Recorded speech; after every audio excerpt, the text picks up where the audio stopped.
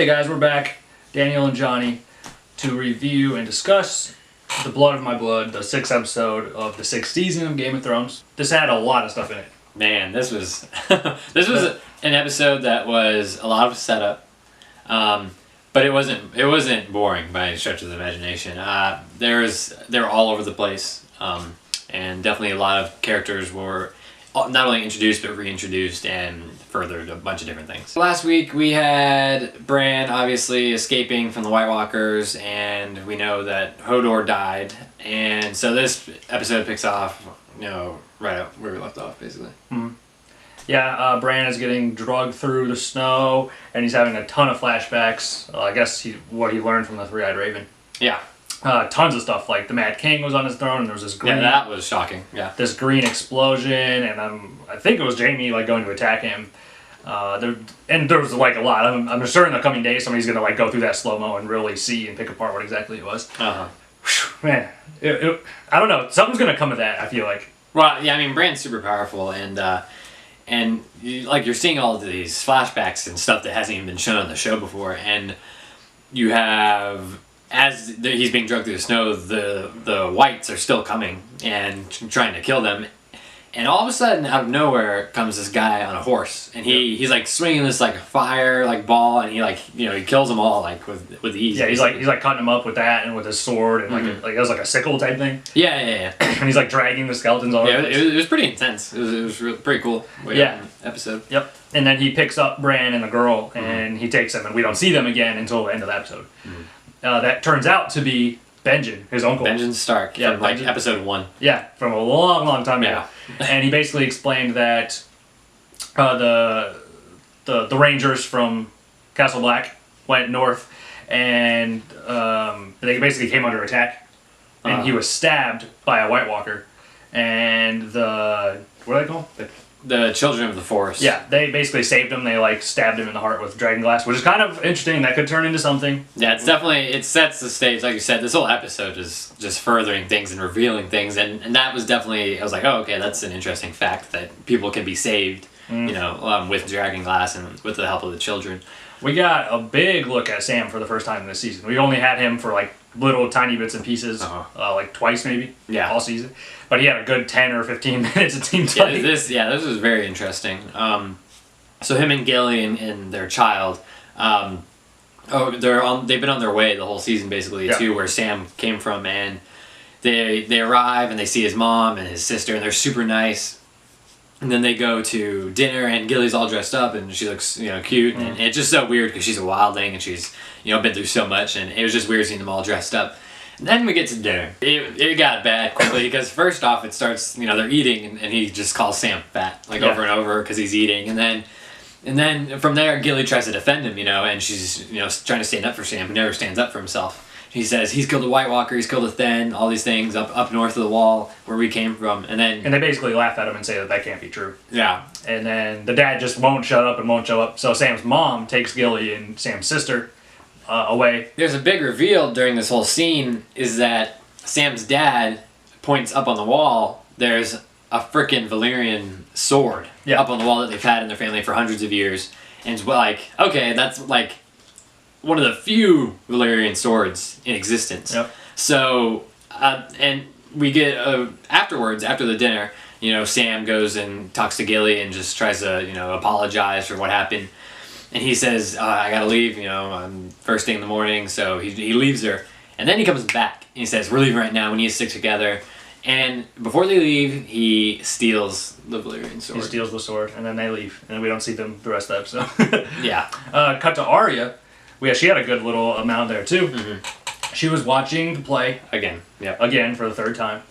And she sneaks backstage, and she poisons the lady that she poisons the drink that the lady she's supposed to kill. Mm-hmm.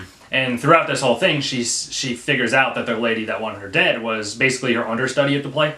Mm-hmm. Who we think is her understudy. Yeah. One of the other actresses. Someone's jealous, basically. And Arya runs into the lady she's supposed to kill and kind of has a conversation with her and kind of feels bad and has second thoughts. The woman's super nice, and she is trying to be nice to Arya, and they have a really cool conversation. Then she's about to drink it, and Arya comes out of nowhere and smashes it away and says they're trying to kill you, and leaves. And then we have once she leaves, she goes to get her sword. Yep. And meanwhile, we see back at the Hall of Faces, Jack and Hagar is, doing some weird stuff, and he's told that, well, she didn't do it, she didn't go through with what she was supposed to do, and this was her last chance. So basically, now they're going to try to kill Arya, it seems like. Yeah, and he wants the girl that's been teaching Arya this whole time. He wants her to kill her, take care of her, but not make her suffer. Because I think he likes Arya. Yeah, and I think maybe he'll have a change of heart on that. I think I have a prediction.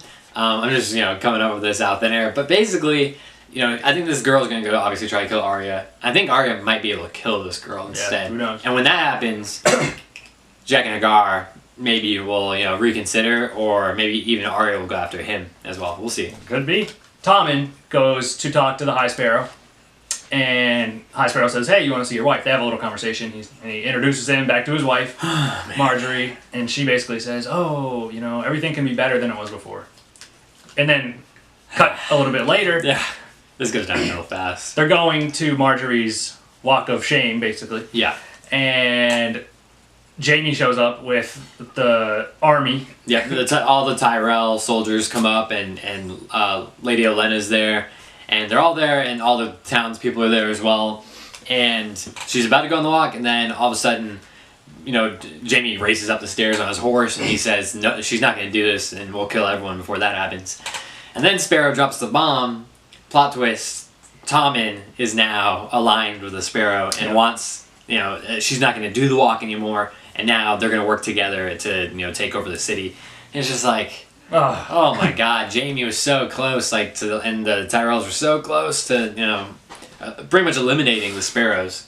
And it went completely 180 at the last second. So. And then Tommen turns into an even bigger idiot. He's sitting on the throne a little bit later that day, we assume. I forgot about that. And he strips Jaime of his power and says, "You're going to go lead an army up north, and you're basically not going to be in...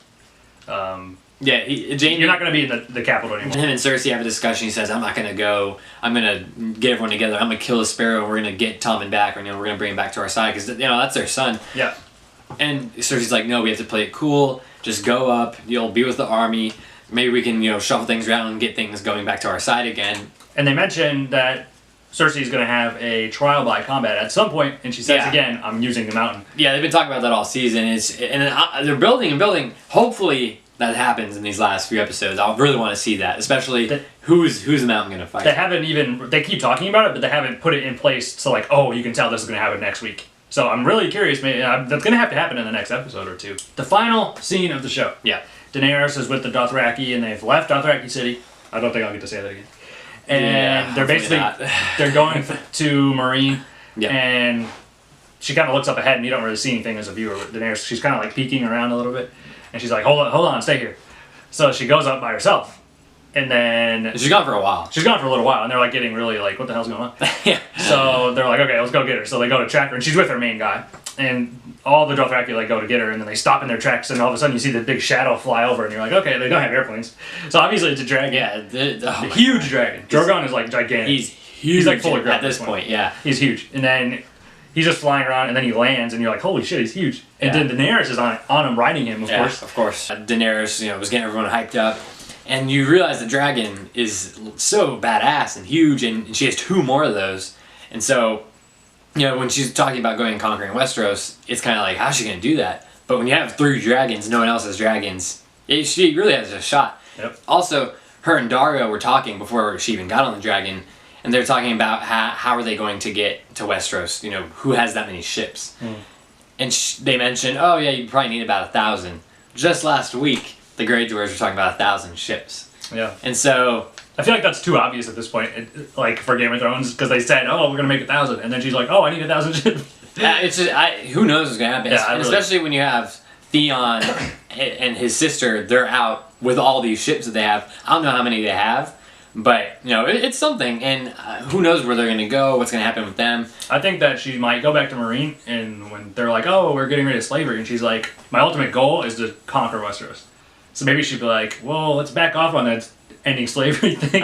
Give me 1,000 ships regardless." It'll be interesting once they get there. What's their game plan? You know what I mean? Yeah, this episode was not action packed, but packed with a lot of storyline stuff. I'm gonna give it a rating 4 out of 5.